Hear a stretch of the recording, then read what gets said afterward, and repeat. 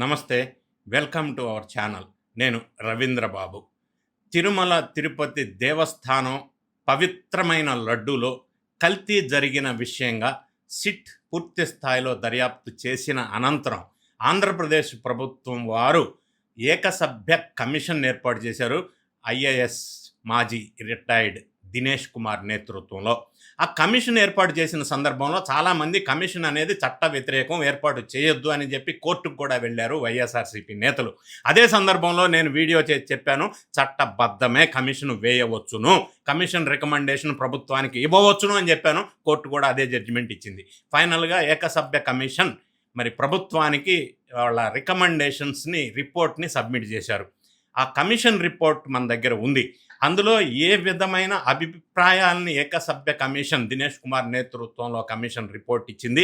అందులో ప్రధానమైన కీలకమైన అంశాలేంటి, వాళ్ళు ఫైండ్ అవుట్ చేసిందేంటి, సిట్టు వాళ్ళు చేసిన అంశాలని వీళ్ళు ఏ విధంగా ధృవీకరించారు అన్న విషయాలని ఈ వీడియోలో పార్టీలకి అతీతంగా ఏకసభ్య కమిషన్ రిపోర్ట్ గురించి ఎక్స్ప్లెయిన్ చేసే ప్రయత్నం చేస్తాను. ఎన్నో ఆసక్తికరమైన సున్నిశితమైన మీకు తెలియని విషయాలని ఈ వీడియోలో కమిషన్ రిపోర్ట్లో ఉన్న వాటిని వివరించే ప్రయత్నం చేస్తాను. కమిషన్ తేల్చిన ప్రధానమైన నిర్ధారణలు ఏంటంటే, అప్పటి తిరుమల తిరుపతి దేవస్థానం ఈఓ ధర్మారెడ్డి ప్రధాన సూత్రధారి. ఆయన తీసుకున్న నిర్ణయాలు సరైన పర్యవేక్షణ లేకపోవటం, నిర్లక్ష్యం వల్ల నెయ్యిలో కల్తీ జరిగింది. ఈయనతో పాటుగా ఇతర ప్రధాన నిందితులు, పాత్రదారులు అప్పటి అధికారి అశోక్ సింఘాల్, అప్పటి ఆర్థిక సలహాదారుడు chief accounting officer Balaji, procurement officer Jagadishwar Reddy Subrahmanyam, అదేవిధంగా ఘీ ఎక్స్పర్ట్ నెయ్యి నిపుణులు సురేంద్రనాథ్, డైరీ ఎక్స్పర్ట్ నిపుణులు విజయభాస్కర్ రెడ్డి, వైసీపీ హయాంలో ప్రత్యేక ఆహ్వానితులుగా కొనుగోలు కమిటీలో కొనసాగిన చెవిరెడ్డి భాస్కర్ రెడ్డి, బొమ్మన కరుణాకర్ రెడ్డి కీలకమైన పాత్ర పోషించినట్టుగా ఈ రిపోర్ట్లో స్పష్టంగా వాళ్ళు ఇచ్చారు. ఈ అందరూ కల్తీ వ్యవహారంలో ప్రధానమైన పాత్ర పోషించారని చెప్పి కమిషన్ నిగ్గు తేల్చింది. ఇక ధర్మారెడ్డి పాత్ర వచ్చింది కాబట్టి ధర్మారెడ్డి బ్యాక్గ్రౌండ్, రాజకీయ కనెక్షన్ మనం చెప్పుకొని తీరాల. ధర్మారెడ్డికి వైఎస్ రాజశేఖర రెడ్డి కుటుంబం అధికారి అని పేరు ఉంది.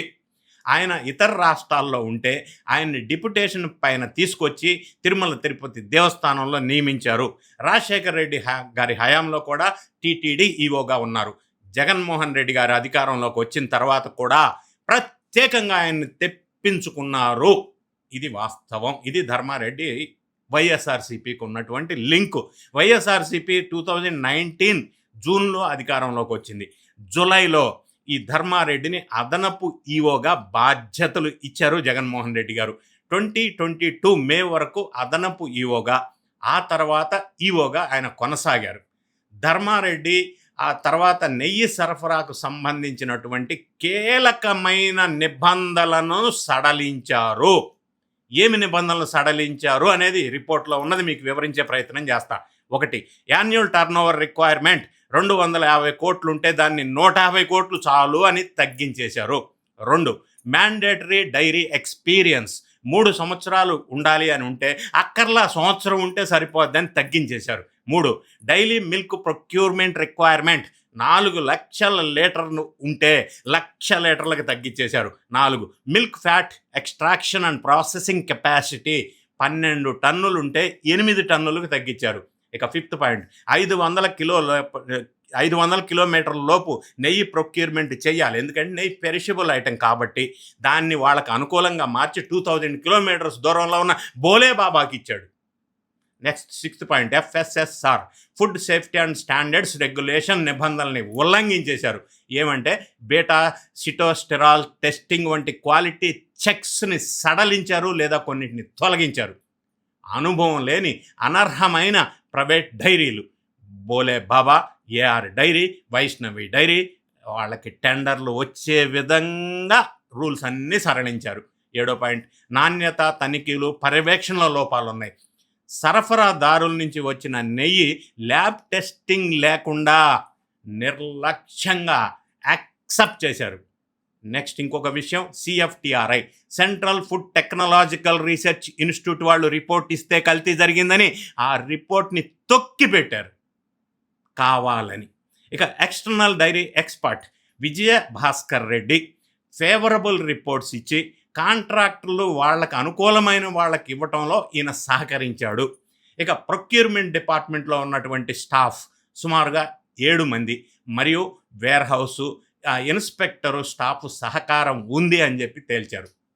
ఇంతటితో ఆగల ఫార్జ్డ్ డాక్యుమెంట్స్, ఫాల్స్ డిక్లరేషన్తో టెండర్లు వాళ్ళకి ఇచ్చేశారు. అంతేకాకుండా క్వాలిటీ మానిటరింగ్ అండ్ ఎన్ఫోర్స్మెంట్లో అడ్మినిస్ట్రేటివ్ టోటల్ ఫెయిల్యూర్. దీనికి అనుగుణంగా ఏకసభ్య కమిషన్ రికమెండేషన్స్ ఏం చేసినాయి అంటే నెయ్యి మరియు ఇతర ఇటువంటి పదార్థాల్లో టెండర్ నిబంధనలను మరింత కఠినతరం చెయ్యాలి అని చెప్పారు. రెండోది, నాణ్యతకు ప్రాధాన్యత ఇవ్వాలి, కేవలం తక్కువ ధర L1 ఆధారంగా ఎంపిక చేయకూడదు, క్వాలిటీ బేస్డ్ ఎంపిక చేయాలి అని చెప్పారు. మూడోది, సరఫరాదారుల ఎంపికలో కఠినమైన అర్హత ప్రమాణాలు అంటే టర్నోవర్ కానీ, ఎక్స్పీరియన్స్ కానీ, ప్రాసెసింగ్ కానీ, కెపాసిటీ కానీ, FSSR కంప్లైన్సెస్ కానీ స్ట్రిక్ట్గా పాటించాలి అని చెప్పారు. ఇక 4వ అంశం ఏంటంటే టెండర్ ప్రక్రియ పూర్తిగా పారదర్శకంగా మరియు లోపరహితంగా ఉండేలా విధానాలు రూపొందించాలా అని రికమెండ్ చేశారు. ఇంకొక అంశం 5th పాయింట్, సరఫరా అయ్యే నెయ్యికి అంటే multiple lab testings internal and external అనేది తప్పనిసరి చేయాలా అని రికమెండ్ చేశారు. 6th పాయింట్ ఏంటంటే నిరంతరం పర్యవేక్షణ మెకానిజం ఉండాలి అని చెప్పారు. 7th పాయింట్ ఏంటంటే ఏదైనా సందేశాత్మకంగా జరిగితే third party testing and auditing తప్పనిసరి చేయాలని చెప్పారు. టీటీడీలో అన్ని కీలక కొనుగోళ్లు, నెయ్యి ఇటువంటి ఇతర పదార్థాలు ఈ విధానం ప్రాసెస్ ప్రొక్యూర్మెంట్ విధానాలని సమీక్షించి భవిష్యత్తులో ఇటువంటి జరగకుండా స్ట్రెంథన్ చేయాలి అని చెప్పారు. లాస్ట్లో వాళ్ళు చెప్పిన రికమెండేషన్ ఏంటంటే ప్రాసెస్లను డిజిటలైజ్ చేసి ఆడిట్ మెకానిజం బలోపేతం చేయాలి అని కూడా స్పష్టంగా చెప్పారు. ఈ విధంగా చెప్పటం వల్ల ఈ రికమెండేషన్స్ ప్రభుత్వానికి సబ్మిట్ చేశారు. ప్రస్తుతం ఏకసభ్య కమిషన్ తప్పిదాల్లో ఉన్నటువంటి అధికారులంతా కూడా వైసీపీ అస్మదీయులే అనేది స్పష్టంగా తెలియవస్తూ ఉంది. మరి ఈ విషయంలో ప్రభుత్వం ఎలా ముందుకు వెళ్తుందో చూడాలా. ఎందుకంటే ధర్మారెడ్డి కానీ, అశోక్ సింఘాల్ కానీ, బాలాజీతో పాటు అప్పటి ఉన్నతాధికారుల చుట్టూ ఉచ్చు బిగుస్తుంది. మరి అప్పటి చైర్మన్ వైవి సుబ్బారెడ్డి పాత్ర మరియు అసలు లబ్ధిదారుడు లేదా అసలు సూత్రధారి ఎవరు, అంతిమ లబ్ధిదారుడు ఎవరు, ఆదేశాలతో వీళ్ళు ఇటువంటి కార్యక్రమాలకి పాల్పడ్డారు అన్న విషయాన్ని ప్రభుత్వం నిగ్గు తేల్చవలసిన అవసరం ఉంది. కేవలం అధికారులతో సరిపెట్టకుండా అసలు సూత్రధారిని ఐడెంటిఫై చేయాల్సిన అవసరం ఉంది. ఇక్కడ కొసమెరుపు ఏంటంటే అశోక్ సింఘాల్ గతంలో తెలుగుదేశం ప్రభుత్వం ఉన్నప్పుడు ఆయన ఈవోగా ఉన్నాడు. ఆ రూల్స్ అన్ని స్ట్రెంథన్ చేసి ఫ్రేమ్ చేశాడు ఆయన. ఇదే పెద్ద మనిషి జగన్ రెడ్డి గారి ప్రభుత్వం అధికారంలోకి వచ్చిన తర్వాత 2019లో ఆయన కంటిన్యూగా ఈవోగా కొనసాగిన తర్వాత అదే స్ట్రెంథన్ చేసిన నియమ నిబంధనల్ని ఆయనే పూర్తిగా డైల్యూట్ చేసి అంటే వాళ్ళకి అనుకూలమైన విధానంగా రూల్స్ అండ్ రెగ్యులేషన్స్ను వైలేట్ చేసినటువంటి మళ్ళీ అదే వ్యక్తి అశోక్ సింఘాల్. తర్వాత ఇప్పుడు ఆయన ప్రస్తుతం పదవిలో తీసేశారు, అది వేరే విషయం. అయినప్పటికీ ఇటువంటి అధికారులు సీనియర్ పొజిషన్లో ఉండి ఎవరి ఆదేశాలకి వీళ్ళు ఈ విధంగా కాంప్రమైజ్ అవుతున్నారు, ఎందుకు వృత్తి ధర్మాన్ని నిర్వహించడంలో ఫెయిల్ అవుతున్నారు? జగన్మోహన్ రెడ్డి గారి హయాంలో ఇటువంటి అధికారులు గతంలో ఇప్పుడు జైలు బాట పట్టిన సందర్భం చూసాం. అంటే వాళ్ళు చేయాల్సిన విధి నిర్వహణ సక్రమంగా చేయకుండా అధికారులు బలైపోతున్నారు. మరి ఈ ఏకసభ్య కమిషన్ రిపోర్ట్లో అధికారులతో సరిపెట్టకుండా అసలు సూత్రధారి పాత్రధారులను మాత్రమే కాకుండా మొత్తాన్ని నిగ్గు తేల్చవలసిన అవసరం అయితే ప్రభుత్వం మీద బాధ్యత ఉంది అని చెప్పి నేను భావిస్తూ ఉన్నాను. మీరేమనుకుంటున్నారు? మీ కామెంట్ని కామెంట్ రూపంలో తెలియజేయండి. వీడియో నచ్చినట్టయితే లైక్ చేయండి, మీ ఫ్రెండ్స్కి షేర్ చేయండి. Thank you so much for watching.